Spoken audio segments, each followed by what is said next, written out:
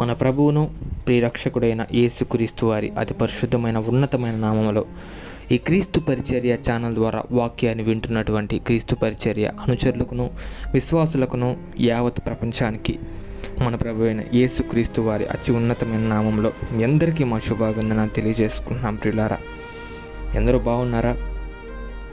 దేవుని కృపలో మీరందరూ వర్ధిల్లుచున్నారని నేను నమ్ముచున్నాను.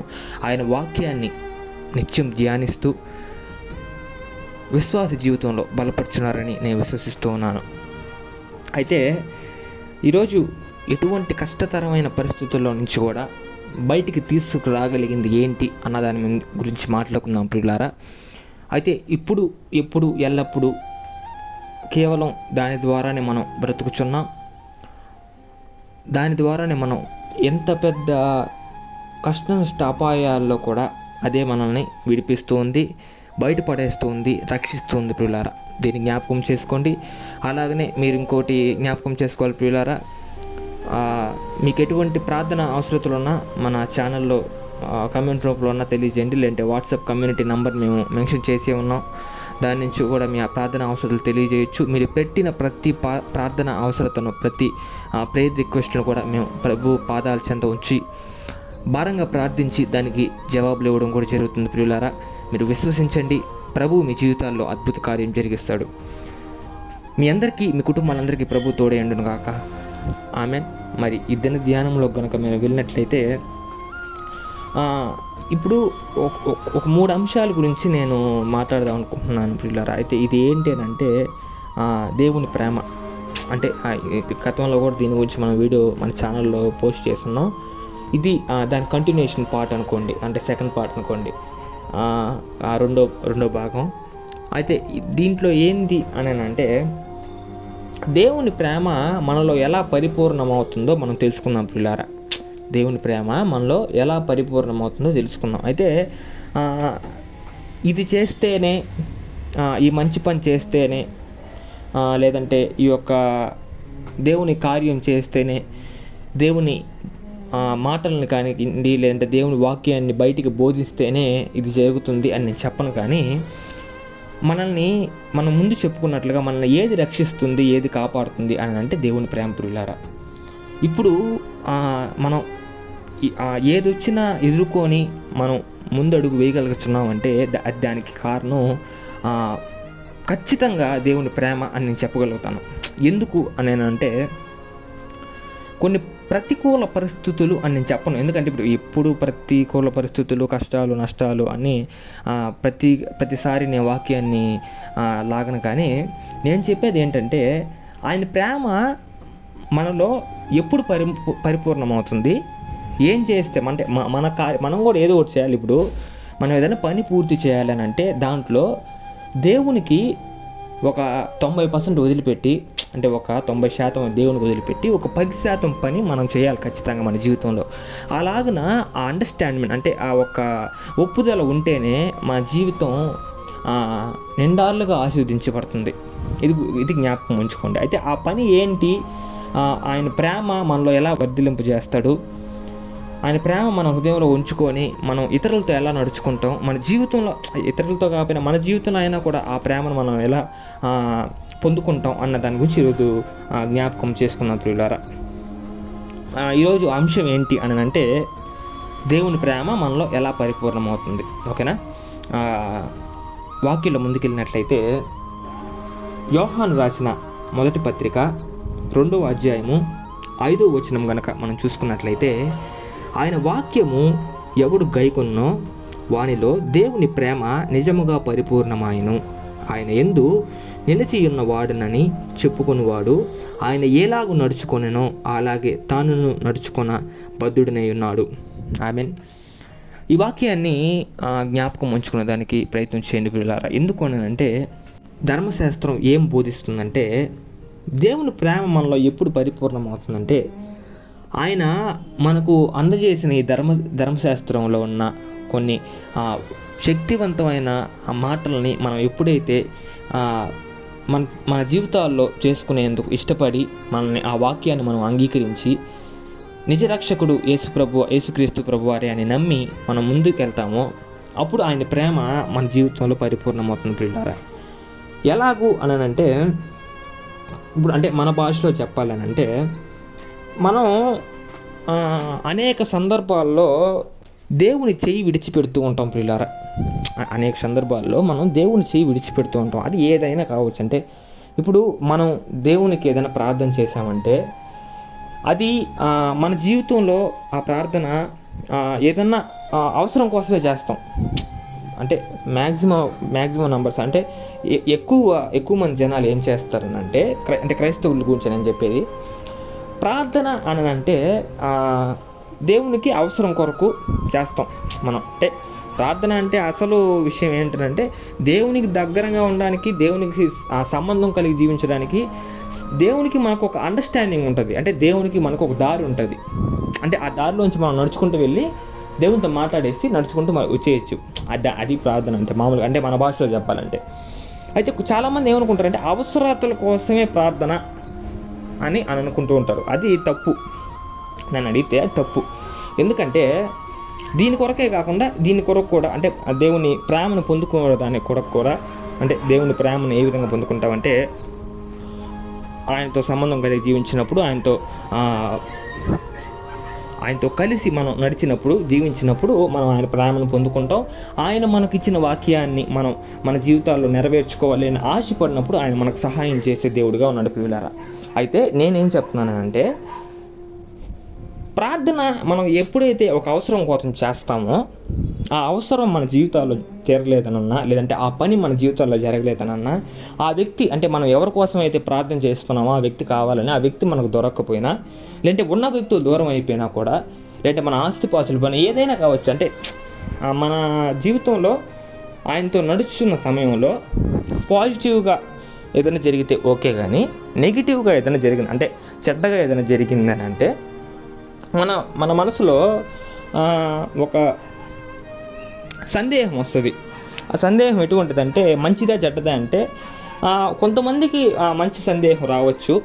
అక్కడ వరకు నేను ఒప్పుకుంటా. అంటే దేవుణ్ణి నిజంగా దేవునికి బయట లోకానికి ప్రతిబింబించాలి, దేవుని బోధన ప్రతిబింబించాలి అనుకున్న వారు అంటే మౌనంగా ఉండి ఆయన సేవను ప్రతిబింబిస్తారు. అంటే మౌనంగా ఉండి అంటే మాట్లాడకుండా కాదు, మళ్ళీ మీరు అది అనుకుంటారు. మౌనంగా ఉండంటే మన మాటలు, మనం ఎప్పుడైతే దేవుని మాటలు చెప్తామో ఆ మాటల్లో దేవుడు ఒక్కటే రావాలా. దేవుని ప్రేమ గురించి మాత్రమే మనం చెప్పాలా. దేవుని ప్రేమలోకి ఇతర వ్యక్తులను తీసుకొచ్చేది మన ప్రవర్తన, లేదంటే మన బోధో కాదు, మన బతుకే ఇతరులని మారుస్తుంది. అంటే మనం ఎప్పుడైతే దేవుని ప్రేమను మన జీవితాల్లో కలిగి ఉంటామో ఇతరుల వ్యక్తులకి ఏంది దేవుని ప్రేమ ఉంటే ఇన్ని పనులు సఫలమవుతాయా, దేవుని ప్రేమ కనుకుంటే ఇంత పెద్ద అవ్వవు అనుకున్న పనులు కూడా అంటే జరగవు, ఇంకా అయిపోయింది, దానికి ఇంకా లాస్ట్ ఛాన్స్ కూడా అయిపోయింది అనుకున్న పనులు కూడా రిటర్న్ అంటే మళ్ళీ తిరిగి వాడుకలోకి వస్తాయా, దేవుని ప్రేమతో జయించవచ్చు, దేవుని ప్రేమతో విజయాన్ని మనం పొందొచ్చు అని అవతల వాళ్ళకి మన బతుకులు తెలియాలి. అంటే మన మాటల్లో కాదు, మన ప్రవర్తనలో కాదు, మన చూపుల్లో కాదు, మనం చేసే పనుల్లో కాదు, మనం చెప్పే బోధలో కాదు. మన బతుకు ఎప్పుడైతే దేవునికి అనుసంధానంగా మారుతుందో అవతలి వ్యక్తులకు కూడా ప్రతిబింబిస్తాం మన దేవుణ్ణి. ఓకేనా? అయితే ఏంది మన జీవితాల్లో ఎలా దేవుని ప్రేమను పొందుకోవాలి అని అంటే దేవుని వాక్యాన్ని మనం అనుసరించాలి. ఒకవేళ అంటే దేవుని వాక్యాన్ని అనుసరించే వాళ్ళు, అంటే దేవుని మార్గంలో నడిచేవాళ్ళు, దేవుని బోధను చెప్పేవాళ్ళు, దేవుని ప్రేమను పొందుకునే వాళ్ళు ఒక కేటగిరీ. అంటే ఇంక రెండు భాగాలుగా చెప్తా వినండి. ఆ రెండు భాగాల్లో కనుక నేను అనుకున్న పాజిటివ్ భాగంలో, అంటే మంచి భాగంలో కనుక మీరు ఉన్నట్లయితే మీరు సంతోషపడండి. లేదు చెడ్డ భాగంలో ఉన్నట్లయితే మీ బతుకుని మార్చుకునేదానికి ప్రయత్నం చేయండి. అయితే ఫస్ట్ భాగం ఏంటంటే వీళ్ళు దేవుని ప్రేమను పొందుకుంటారు. అంటే ఎలాగంటే మన భాషలో చెప్పాలంటే మనం ఎంత తప్పు చేసినప్పటికీ దేవుడు మనల్ని చేరదీసేవాడిగా ఉంటాడు. ఎంత పాపం చేసినప్పటికీ దేవుడు మనల్ని చేరదీసేవాడిగా ఉంటాడు. అది మనం గ్రహించి జీవించాలి. అంటే ఇప్పుడు దీన్ని అడ్వాంటేజ్గా తీసుకొని పాపాలు చేసుకుంటా ఉంటే దేవుడు ప్రేమించడు. మళ్ళీ చాలామంది అదే అనుకుంటారు, పొరపాటు పడబాకండి. ఇది అడ్వాంటేజ్గా తీసుకొని పాపాలు చేసుకుంటా ఉంటే దేవుడు ప్రేమిస్తాడు అని మాత్రం అనుకోవద్దు. ఇక్కడ మనం చదువుకున్న వాక్యంలో స్పష్టంగా లిఖింపబడి ఉన్నది ఏంటి అని అంటే, ఆయన వాక్యము ఎవడు గైకొనునో వానిలో దేవుని ప్రేమ నిజముగా పరిపూర్ణమాయను. ఆయన వాక్యాన్ని మనం ఎప్పుడైతే గైకొని అంటే అనుసరిస్తామో, నా దేవుడు నాకు బోధించిన వాక్యంలో ఇది ఉంది, నేను ఈ యొక్క దారిలోనే వెళ్తాను అని వెళ్ళే వాళ్ళు ఈ ఫస్ట్ భాగంలో. అంటే వీళ్ళు ఏం చేస్తారంటే ఆలయానికి వెళ్తారు, వెళ్ళి దేవుని వాక్యాన్ని బుర్రలో ఉంచుకోరు, హృదయంలో పంపించుకోవడానికి ప్రయత్నిస్తారు. ఆ పంపించుకున్న లేదంటే అర్థమైన కొద్ది వాక్యాన్ని ఇతరులకి బోధిస్తారు. 1, 2 వీళ్ళ జీవితంలోనే దేవుడు వీళ్ళకి తోడుగా ఉన్నాడు, దేవుడు ప్రేమ వీళ్ళు పొందుకున్నారు అని ఇతరుల వ్యక్తికి తెలిసేలాగా వీళ్ళు బతుకుంటుంది. 2, 3 ఏంటంటే పాపం అంటే ఇప్పుడు నీతిమంతుడు అని అంటే ఏంటంటే పాపం చేయకపోతేనో తప్పుల్ని అసహించుకుంటేనో ఇది కాదు. నీతిమంతుడు అంటే పాపాన్ని చూసినప్పుడు మనం అసహించుకోవాలి. అసహించుకున్నప్పుడు నీతిమంతులు అన్న ఒక పేరు మనకు అనుగ్రహింపబడుతుంది ప్రియులారా. అయితే 3వది అది వీళ్ళు పాపాన్ని చూసినప్పుడు వీళ్ళ జీవితంలో వీళ్ళకి అసహ్యం కలుగుతుంది. పాపాన్ని చూసినప్పుడు వీళ్ళు అసహించుకుంటారు. పాపాన్ని చూస్తున్నప్పుడు వీళ్ళ హృదయం ఎలా ఉంటుందంటే అక్కడ ఇక్కడ ఉండకూడదు, ఇక్కడ కూర్చోకూడదు, ఇవి వినకూడదు అని వీళ్ళ ఒక హృదయంలో అంటే వీళ్ళ గద్దింపు హృదయం వీళ్ళు ఏం చేస్తుందంటే దేవునికి అనుసంధానంగా మార్చుంది. కాబట్టి అక్కడ వీళ్ళు పాపం చేసే దగ్గర కానీ పాపం మాట్లాడుతున్న దగ్గర కానీ వీళ్ళు నిలిచి ఉండరు. అది మనం గమనించవచ్చు. ఈ 3 మొదటి భాగానికి చెందిన దేవుని ప్రేమని పొందుకున్న వ్యక్తులు. అయితే రెండో వాళ్ళు ఎవరంటే పాపాన్ని చూడగానే వీళ్ళు చేస్తారు. పాపపు మాటలు ఎక్కడన్నా మారితే వీళ్ళు కూడా వాళ్ళతో దుర్భాషలు ఆడతారు. ఆలయానికి వెళ్ళి వాక్యాన్ని వింటారు, పూర్తిగా వింటారు. అంటే ఫస్ట్ నుంచి లాస్ట్ వరకు విని వీళ్ళ బుర్రలో పెట్టుకుంటారు, హృదయంలో ఉంచుకోరు. 3 వీళ్ళు ఏం చేస్తారంటే దేవుని ప్రేమని పొందుకున్న వారిగా నటిస్తారు. అంటే మేము దేవుని ప్రేమను పొందుకున్నాము, మేము నలుగురు సహాయం చేస్తున్నాం అంటే ఈ చేతికి తెలియకుండా ఈ చేతికి సహాయం చేసే ఒక సామెత ఉంది మామూలుగా. అలాగన వీళ్ళు ఈ చేతికి తెలియకుండా ఈ చేతికి కాదు, వీళ్ళు చేసే సహాయం ప్రపంచంతో చేయాల. అంటే దేవుని ప్రేమ, క్రైస్తవులు ఇంత ప్రేమపూర్వకంగా ఉంటారు చూడండి, వాళ్ళు అంతమంది సహాయం చేసిన సోషల్ మీడియాలో పోస్ట్ చేస్తారు. అంటే అది ఏదైనా కానీ వాట్సాప్, ఫేస్బుక్, ఇన్స్టాగ్రామ్, ట్విట్టర్ ఏదైనా ఉండొచ్చు. అంటే వీళ్ళ భక్తి జీవితాన్ని వీళ్ళు నాశనం చేసుకుంటారు. ఎలాగంటే వీళ్ళు దేవుని ప్రేమ పొందుకున్నవారు, వీళ్ళు నిజమైన విశ్వాసులు, దేవుని మాటలు, దేవుని పిలుపు వీళ్ళకి వినబడుతుంది, దేవుని దారిలో వీళ్ళు నడుస్తున్నారు అని అవతల వాళ్ళు అనుకోవాలని వీళ్ళు బతుకుతారు. మీకు అర్థమైందా? అవతల వాళ్ళు అనుకోవాలి అంటే అవతల వాళ్ళ దగ్గర నుంచి మెప్పులు పొందడానికి వీళ్ళు జీవితంలో జీవిస్తారు. 3 ఈ 2 భాగాల్లో మీరు ఏ భాగమో మీరే డిసైడ్ చేసుకోండి. అయితే మన క్రైస్తవుల జీవితంలో, మన కుటుంబాల్లో చాలా దగ్గర జరిగేది ఏంటి అని అంటే మొదటి భాగంలో ఉండే వ్యక్తులు చాలా తక్కువ. నన్ను అడిగి చాలా తక్కువ. ఎందుకంటే ఇప్పుడు మనం ఉన్న పరిస్థితుల్లో అయిండొచ్చు, మనం ఉన్న రోజులు లేదంటే మనం ఉన్న క్షణాలు ఎటువంటివంటే కళ్ళు మూసి తెరిచే లోపల ఏం జరుగుతుందో అర్థం కావడంలే. కళ్ళు మూసి తెరిచే లోపల ఇది జరుగుతుందే అర్థం కావడంలే. ఈరోజు చూసిన మనిషి రేపు కనపడడంలే. రేపు కనపడడం అంటే తప్పిపోయడం కాదు, ఆ రోగం ఈ రోగం అని చెప్పి చనిపోతున్నారు కొంతమంది. చిన్న బిడ్డలకి హార్ట్ అటాక్లు వస్తున్నాయి. అంటే అతి చిన్న యవ్వనస్తులకి హార్ట్ అటాక్లు వస్తున్నాయి. ఇంత ఘోరమైన పరిస్థితుల్లో మనం జీవిస్తున్నాం ప్రియులారా. ఇది మీరు జ్ఞాపకం ఉంచుకోండి. అంటే ఏంటంటే ఈ యొక్క పరిస్థితుల్లో కూడా మనం జీవిస్తున్నప్పటికీ మనల్ని ఏది కాపాడుతుంది అనేది మనం జ్ఞాపకం చేసుకోవాలి. మనల్ని ఏది కాపాడుతుంది అంటే దేవుని ప్రేమ కాపాడుతుంది. అంటే ఈ 2వ భాగంలో ఉన్న వాళ్ళని కూడా దేవుని ప్రేమే కాపాడుతుంది. నేనంతే ఇందాక కూడా చెప్పింది మీకు అదే. అంటే ఇది అడ్వాంటేజ్గా తీసుకుని పాపాలు చేస్తే దేవుడు ఒప్పుకుంటాడంటే ఒప్పుకోడు. ఇప్పుడు మీకు ఒక ఎగ్జాంపుల్కి ఒక విషయం చెప్తానండి. తండ్రి, కుమార, పరిశుద్ధాత్మ మనకు ఒకరే దేవుడు. అయితే ఆయన మన మధ్యన జీవించడానికి, మన కుటుంబాల మధ్యన ఆయన జీవించడానికి, ఆయన ప్రేమను మనం పొందుకోవాలని యేసుక్రీస్తు ప్రభువారు ఈ లోకానికి వచ్చి మన కోసం ఆయన జీవితాన్ని అర్పించి సిలువ మాను మీద బలియాగం అయ్యాడు. ఇది మీ మనసులో ఉంచుకోండి. ఇంకోటి ఏంటంటే, యెహోవా దేవుడు ఉన్న కాలంలో కానివ్వండి, యెహోవా దేవుడు ఉన్న గవర్నమెంట్లో మనం గనక ఉన్నట్లయితే, అంటే ఇప్పుడు నేను చెప్పే జీవితంలో ఉన్న వాళ్ళు ఉన్నట్లయితే, రెండో భాగంలో ఉన్న వాళ్ళు అయితే, పంటికి పన్ను కంటికి కన్ను. పాపం నువ్వు చేసావు అని తెలిస్తే సావే నీకు. నేనేదో మిమ్మల్ని భయపెట్టాలని, లేదంటే అబద్ధంగా నిరూపించాలని చెప్పడంలే. యెహోవా దేవుడి కాలంలో గనక, అంటే యెహోవా దేవుడి ఆయన నియమించిన ఒక కట్టడలను గనక మనం జీవించినట్లయితే, మనకు ఈరోజు మన జీవితాన్ని మనం జీవించాలంటే కూడా గుండెల్లో వణుకు పుట్టుండేది నిలవన. అంటే అటు వణుకుంటాం మనం. అటువంటి శిక్షలు ఆయన ఉన్నప్పుడు ఆయన గవర్నమెంట్ అంత కరెక్ట్గా ఉండేది. అంటే ఈయన గవర్నమెంట్ లేదా అంటే నేను అలా అనడంలే. మామూలుగా ఈయన మన కోసం వచ్చి మన పాపాలకి ఆయన బలియాగమయ్యాడు కాబట్టి మనకేం తెలియడం లేదు. ఇప్పుడు మనం ఎట్టబడితే ఇష్టంగా జీవిస్తున్నాం. ఈయన ప్రేమే మనల్ని కాపాడుతుంది ప్రస్తుతానికైతే. అంటే అప్పుడున్నే దేవుడు ప్రేమించడా అంటారు. అప్పుడున్నే దేవుడు కూడా ప్రేమిస్తాడు. కానీ ఒకసారి అంత ఇష్టంగా చేసుకున్న ఆదాము హవ్వ తరిమేలా ఏదో తోట నుంచే అంత ప్రియ శిష్యుడు మోషే చూడనిచ్చాడు కనాన్నే, పాలు తేనెలు ప్రవహించే దేశానికి. కానీ చూడనిచ్చాడు అంతే, ఊరికే కంటి చూపుతో చూశాడు అంతే మోషే. అక్కడ దాని సరిహద్దులకు కూడా వెళ్ళలేకపోయాడు.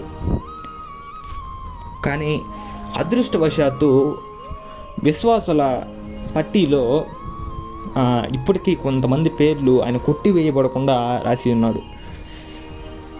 అలాగనే ఆయన మనకు నియమించిన కట్టడల్ని ప్రేమతో బతకాలి అని ఈయన నేర్పిస్తే, ఒక్కసారే తప్పుకు కానివ్వండి, పాపానికి కానివ్వండి, ఒక్కసారి అంటే అవకాశం ఇంకోసారి కనుక అది మన జీవితంలో రిపీట్ అయిందంటే, ఆయన గవర్నమెంట్లో కనుకైతే ఖచ్చితంగా సావే మనకు.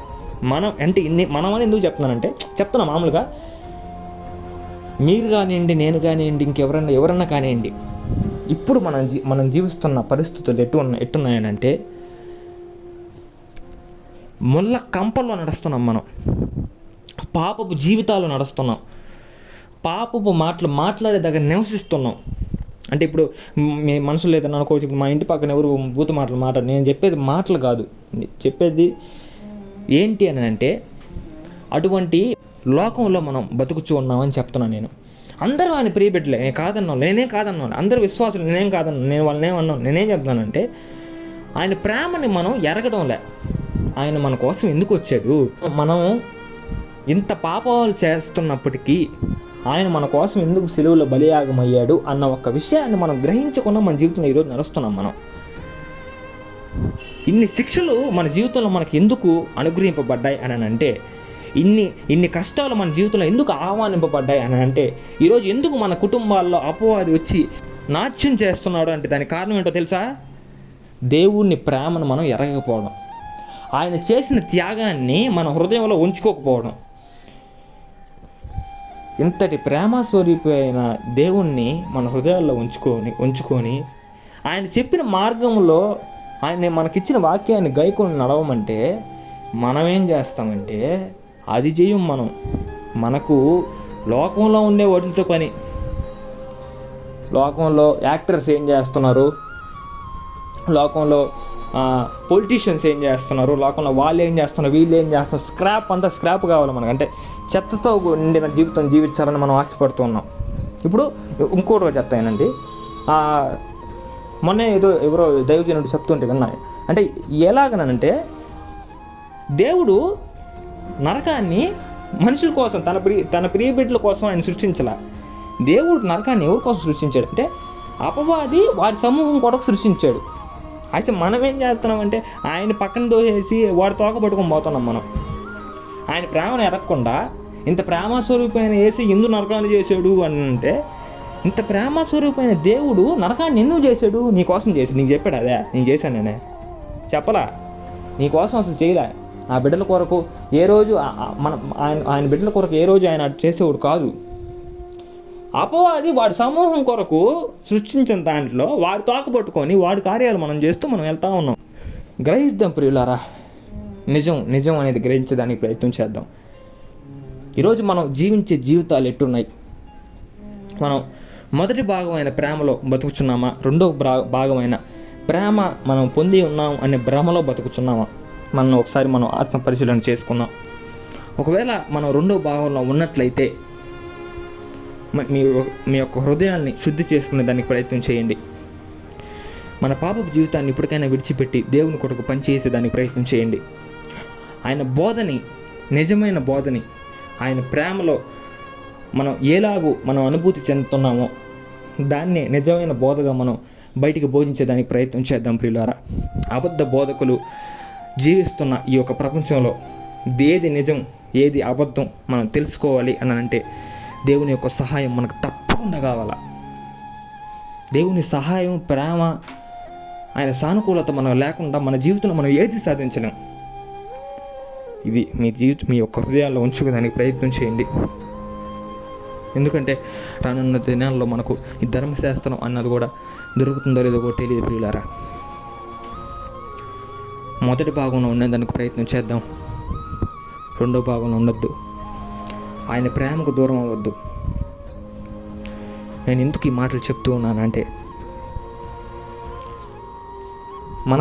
మన జీవితంలో మనం ఏం చేస్తున్నాము, మనం ఏ ప్రేమని అంటే దేవుని ప్రేమను మనం పొంది ఉన్నామా, లోక కార్యాల కొరకు, లోక వ్యసనాలకు మనం అలవాటు పడిపోయి వాటి ప్రేమను మనం పొందుతున్నామా? ఏ ప్రేమ అన్నది నిజమైంది మనకు తెలియాలి అని అంటే ఆయన సహాయం మనకు అవసరం ప్రియులారా. ఆయన మనకు అనుగ్రహించిన వాక్యం ద్వారా మనకు నిజం అబద్ధం ఏదో తెలుస్తుంది. ఆయన వాక్యాన్ని ధ్యానిద్దాం, ఆయన ప్రేమను పొందుకునే వారిగా ఉందాం. ఆయన మన జీవితాల్లో అనుగ్రహించిన కృపను, సహాయాన్ని, శక్తిని మనం స్వార్థ చాటి చెప్పేందుకు ఉపయోగించుకుంటూ మన జీవితాల్లో మనం ముందుకు కొనసాగిపోలాగా పరిశుద్ధాత్మ దేవుడు తన దివ్య సహాయాన్ని మనందరికీ అనుగ్రహించి కాపాడి బలపరచును గాక. ఆమేన్. ప్రార్థన.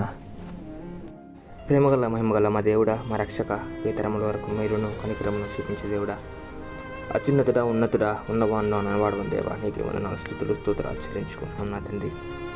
అద్భుత కార్యాలు చేయదేవా, ప్రేమ స్వరూపైన నా తండ్రి, నీకే వందనాలు, స్తుతులు ఆచరించుకుంటున్నాం నా తండ్రి. నిత్యం దేవదూతుల చేత పరిశుద్ధుడు అని పగుబడు మహాదేవ, మహాగణుడ, నీకే స్తుతులు ఆచరించుకుంటున్నాం నా తండ్రి. నేను గడిచిన కాలం అంతట్లో నా తండ్రి నీ మమ్మల్ని కాపాడిన రీతులకి, రక్షించిన రీతులకి, ప్రేమించిన రీతులకి నీకు స్తుతులు ఆచరించుకుంటున్నాం నా తండ్రి. అయినా ఈరోజు మేము ధ్యానించుకున్న రీతిగా నా తండ్రి, మీ ప్రేమ నా తండ్రి, నిజమైన ప్రేమని నా తండ్రి మేము ఎరగక నా తండ్రి లోక కార్యాల వైపు వెళ్తున్నామేమో నా తండ్రి. మమ్మల్ని గద్దించి తిరిగి నీ దారిలోకి తెచ్చుకోమని, నీ ప్రేమని పొందే వారముగా మేము ఉండులాగా మమ్మల్ని తీర్చిదిద్దామని వేడుచున్నాం నా తండ్రి. ఏది నిజం ఏది అబద్ధం ఎరిగే నా తండ్రి జ్ఞానాన్ని మాకు అనుగ్రహించమని వేడుకొంటున్నాం నా తండ్రి. నీవు మాకు ఇచ్చిన వాక్యాన్ని నా తండ్రి నిరంతరం దాన్ని ధ్యానిస్తూ నా తండ్రి దాన్ని అనుసరిస్తూ మేము జీవించలాగున నా తండ్రి నిజం ఎరిగి బతికేలాగున నీ యొక్క కృపని, విశ్వాసాన్ని, జ్ఞానాన్ని, శక్తిని, సహాయాన్ని, తోడుని మాకు అనుగ్రహించి నీ యొక్క కృపలో నా తండ్రి మమ్మల్ని బలపరచమని వేడుకుంటున్నాను నా తండ్రి. అలాగనే నా తండ్రి ఛానల్లో నా తండ్రి ఎంతోమంది వాళ్ళ ప్రార్థన అవసరతలు మాకు తెలుపుచుండగా నా తండ్రి ప్రతి ఒక్కరి నా తండ్రి ప్రార్థన అవసరతలు నా తండ్రి మేము మీ పాదాలు చెంత పెట్టి ఉన్నాం నా తండ్రి. ఆయన ప్రతి ఒక్క దానికి సమాధానం ఏమని వేడుకుంటున్నాం నా తండ్రి. ప్రతి ఒక్క కష్టానికి నా తండ్రి ఆయన విముక్తిని అనుగ్రహించి నా తండ్రి వాళ్ళకి ప్రతిఫలం దయచేయమని వేడుకుంటున్నాం నా తండ్రి. ఆయన ఎవరెవరైతే నా తండ్రి అపవాది బందికానాలో నా తండ్రి బందీలుగా బతుకుచున్నారు అటువంటి ప్రతి బిడ్డకి, ప్రతి కుటుంబానికి నీ సహాయం అనుగ్రహించమని వేడుకుంటున్నాను నా తండ్రి. నా తండ్రి బిడ్డలు సరిగ్గా లేదని తల్లిదండ్రులు ఆవేదన అయి ఉండొచ్చు నా తండ్రి. తల్లిదండ్రులు లేరు అని నా తండ్రి బిడ్డలు బాధపడుచు ఉండొచ్చు నా తండ్రి. భార్యాభర్తలు నా తండ్రి కుటుంబ కలహాలు నా తండ్రి ఇబ్బంది పెడుచు నా తండ్రి. ఎన్నో కుటుంబాలు చెదిరిపోయి ఉండొచ్చు నా తండ్రి. ఉద్యోగులేమి, వ్యాపార నా తండ్రి నష్టంతో నా తండ్రి ఏ బిడ్డలైతే బాధపడుచు ఉన్నారో అటువంటి ప్రతి బిడ్డని, ప్రతి కుటుంబాన్ని జ్ఞాపకం చేసుకోమని వేడుకుంటున్నాను నా తండ్రి. ఎన్నో బాధలు ఈ ప్రపంచంలో ఉండగా నా తండ్రి, ఆ బాధలన్నిటిని నా తండ్రి ఎదుర్కొని, ఆ కష్టాలను, వ్యాధులను, శోధనలను ఎదుర్కొని నా తండ్రి మా జీవితంలో మేము ముందుకెళ్ళలాగా నీ యొక్క శక్తిని అనుగ్రహించమని వేడుకుంటున్నాను నా తండ్రి. అదేవిధంగా ఈ క్రీస్తు పరిచర్య ఛానల్ని ఇంతలా ఆశీర్వదించినందుకు నీకు స్తుతులు, స్తోత్రాలు చెల్లించుకుంటూ నా తండ్రి ముందున్న రోజుల్లో ఇంకా మంచిగా మేము వాక్యం బోధించేలాగన, నీ శక్తిని పొందుకునేలాగన నీ సహాయాన్ని మాకు అనుగ్రహించమని నా తండ్రి మన ప్రభువైన యేసుక్రీస్తు వారి అతి ఉన్నతమైన పరిశుద్ధమైన నామంలో అడిగి వేడుకొని పొందుకొంచున్నాం మా తండ్రి. ఆమేన్. God bless you. Praise the lord.